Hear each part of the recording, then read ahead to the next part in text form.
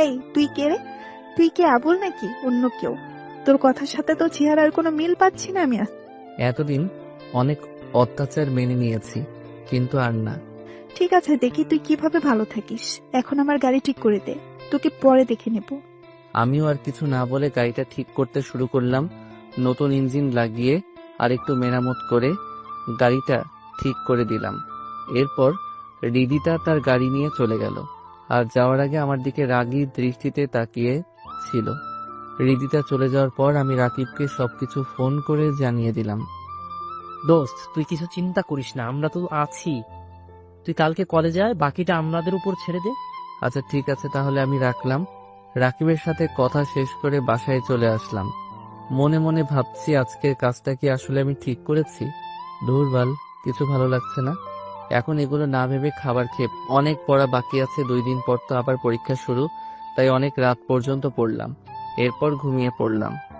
সকালে ফ্রেশ হয়ে কিছু হালকা রান্না করলাম, সেগুলো খেয়ে কলেজের উদ্দেশ্যে রওনা দিলাম। কলেজের সামনে রিদিতা আর তার বন্ধুরা, তাদের হাতে লাঠি প্লাস হকি স্টিক। আমি আশেপাশে তাকিয়ে রাকিব আর অনিককে খুঁজছি।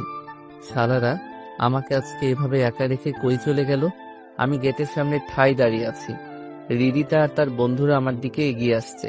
একজন আমাকে এগিয়ে এসে মারতেই যাবে, তখনই পিছন থেকে কারো আওয়াজ শুনে আমার সামনে থাকা ছেলেটি দাঁড়িয়ে পড়ল।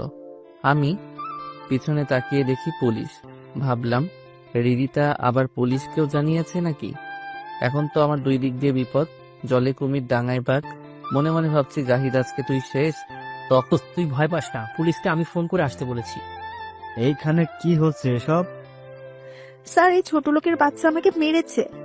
আপনি তাকে ধরে নিয়ে যান, আর এমন ভাবে মারবেন যেন 1 মাস হাসপাতালে ভর্তি হয়ে থাকে। এটা কি আমি আপনার কাছ থেকে শুনবো?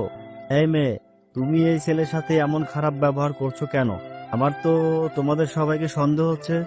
এরপর যদি আবার এমন কাজ করতে দেখি, তাহলে সবগুলোকে ধরে নিয়ে যাব। এখন সবাই ক্লাসে যাও। পুলিশের কথা শুনে সবাই যে যার মতো সেখান থেকে চলে গেল। এরপর রাকিব পুলিশকে উদ্দেশ্য করে বলল, ধন্যবাদ স্যার, সময় মতো এখানে আসার জন্য। ধন্যবাদের কি আছে, এটা আমাদের কর্তব্য। এরপর আবার সমস্যা করলে আমাকে জানাবে, আমি আবার চলে আসব। এরপর পুলিশ চলে গেল। ধন্যবাদ দোস্ত, আজকে তোরা না থাকলে এতক্ষণে আমি হয়তো পটল তুলতাম।